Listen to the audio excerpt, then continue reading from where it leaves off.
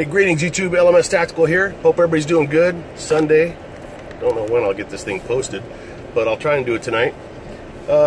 Hey, before I get to the main subject, I got to tell you a typical Mikeism. I mean, growing old is not for sissies, let me tell you. This is what happened just moments ago. I'm getting ready to leave the house because I'm heading over to a buddy's. We're going to go out and get some pizza. And I literally am running around downstairs, upstairs, all over the place, man. And I'm asking, hey, where's my glasses? Where's my glasses? Where's my reading glasses? Search every room 3 times. And then my wife yells from upstairs when I'm down in the basement, I could have swore you had them on. My hand goes to my face, and they were on my face the entire time. That's like dementia. I need to be institutionalized. All right, so why reload? And you know, you guys have noticed probably that the last 2 videos I think had to do with reloading. And of course, you know, I just turned 56 on July 5th, and my birthday present, my awesome one, was a reloading press for shotgun shells. I've already been into reloading other calibers. A lawnmower just drove by.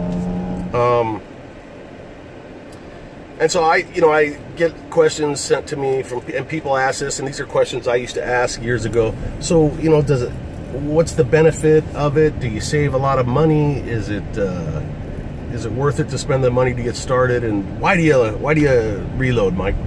So that's what this video is about. So I'm probably going to bore the shit out of some of you, and I'm sorry. But for those that are interested, here's my own take on it. And I always preface everything. Those that are on the channel have heard this many times.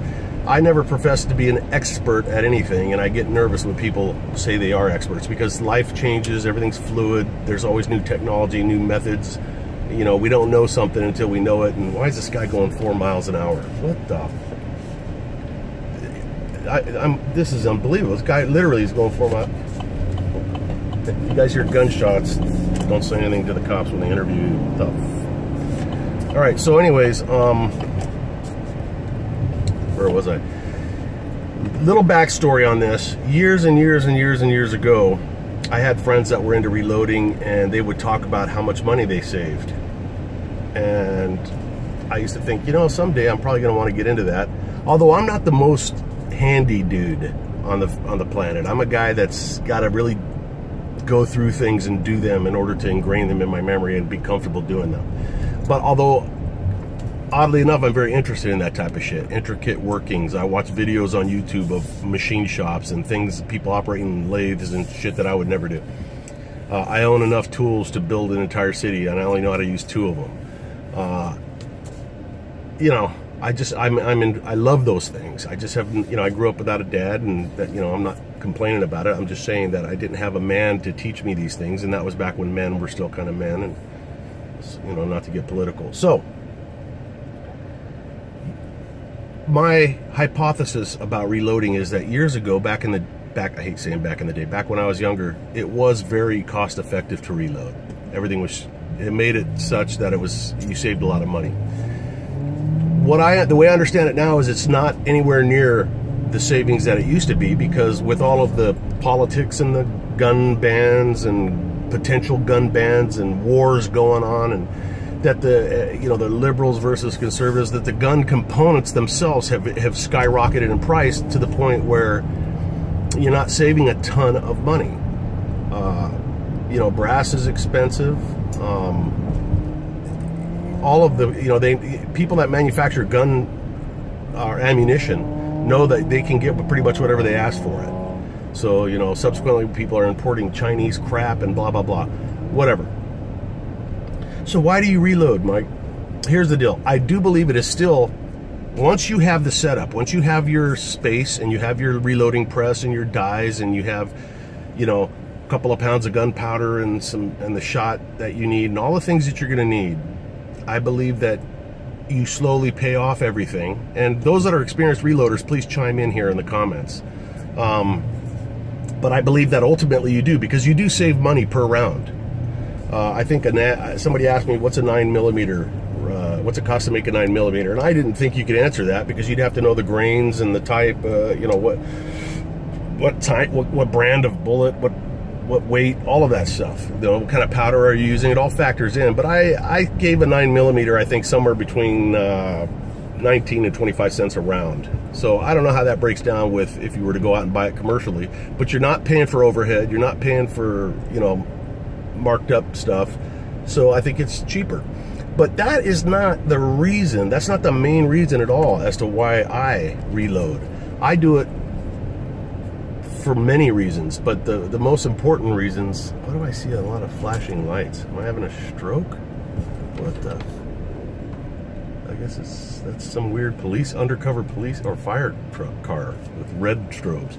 Anyways, sorry, ADD. So what I like to, the reason I do it is because it is extremely, and somebody hit upon this in the comments on one of my first or second videos I posted about this. It's extremely relaxing, and what I mean by that is, you know, if you haven't done this with anything, it doesn't have to be reloading, but you should. I'm sure you'll be able to understand this. Let's face it, the world is in turmoil right now, and nobody knows that more than my subscribers and myself. I mean, you know, you guys see how I get wrapped around the axle about all kinds of things, and I have made videos on unplugging about how you got to back away from that stuff every now and again because it's not healthy. And as a matter of fact, for the last week, I hit the news in the morning to see if we're at world war, and if we're not, I shut it off. I don't want to hear all the bad. Ever since Trump was met with Putin, I don't want to hear it. I don't want to hear the negatives, and we'll just see what the outcome is. It's not healthy. It's got to shorten your life. And whether you're crocheting or underwater basket weaving or reloading ammunition, when you are doing something you have to really focus on, and let's face it, when you're dealing with explosives and primers and gunpowders, you got to really pay attention. So when you're doing that, it literally focuses your brain onto something, and you're not focusing even subconsciously on the other stuff that stresses you out. So it's extremely rewarding or relaxing. The reward comes for me with the process of doing something. I'm making 6 different movements, you know, and at the end of it, at the final lever pull, I have a finished product that is not only beautiful and awesome because it's done right, but it serves a purpose, it functions, it may save my life. You know, all of these different things that a lot of folks probably don't think about. So that's the reason I do it. And I love shooting shotgun, and it'll feel better for me to not, like, I've just filled up a whole ammo box with shotgun shells that I reloaded yesterday. It feels great. No, I don't have to go buy ammo when I go shooting now, you know, for the shotgun. And I have that Saiga semi-automatic, so I can spit out a lot of rounds, you know, a lot of shells fast. So this will be fun, and I'll collect up my shotgun shells, and then I don't have to buy that, and I can, you know, I got a ton of primers. I just ordered a bunch of primers, a couple pounds of powder, and all this stuff, so I have it in stock. And it makes you feel a little bit more self-sufficient too, you know, if things were to go sideways. So there's that. And how much does it cost to get started? Look, I went to Harbor Freight years ago, and I bought a bench to reload for my reloading bench. You save a hell of a lot of money. If you don't know where Harbor Freight is, look it up and go. It's like it's like a shoe store for guys. I mean, it's just all kinds of cool stuff. Not the best quality, but, you know, if you're not looking for the best quality, you don't need, you know, I'm a guy that I don't think you need the best quality when it comes to certain things. So I got my reloading bench there, and then the most expensive thing you're going to do is buy your presses, which are the you know, the actual machine that makes the bullet, or the you know, the completed cartridge. So once you have that machine, once you have your press and your bench and your little space to reload, and you got a nice place to safely store things, then you just slowly start acquiring things that you need, you know, save up and buy this, buy a couple of dies for different calibers or whatever if you're not going to load shotgun, and just do it. It's a relaxing thing to do on the weekends, or you're up late at night and you can't sleep, go load up 50 rounds of 223 or something, man, and just see how relaxing that is. It's very fun. Anyways, I hope that answered some questions, and in the meantime, you guys, I hope you're having a great weekend. Stay safe, and if you have any questions, ask them on this in the comments, because I'm sure we're going to get a lot of reloaders here that know a hell of a lot more than I do. Real quick, I was taught by a guy who was a Vietnam. That's who I'm going to see right now. I'm going to go eat pizza with this guy. He's a Vietnam veteran.